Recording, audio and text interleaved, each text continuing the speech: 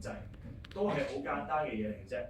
例如我哋篤落去之後，上邊係成堆嗰啲做文字嗰啲 format 嘅工具嚟嘅，嗰啲基本嘢放大縮細啦、字形啦、顏色啊、粗體啊、斜體咩底線呢啲咁樣嘅嘢啦，嗰啲對齊呢，咁我唔詳細講，一陣間講主要講係嗰個效果嗰啲嘢，係啦。咁我呢度咧先講一樣嘢就係、當我哋想去揀選嗰啲字款嘅時候，嗱呢個係字形啊嘛。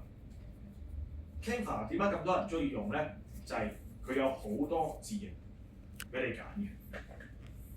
OK， 左手邊你就見到啦，有好多字形，係啦。但係咧，你會發覺，如果我想改變呢啲假設係英文字，我就碌嚟碌去咧，都係中文嘅字形俾我。係啦，我想揀啲英文嘅字形喎，但係佢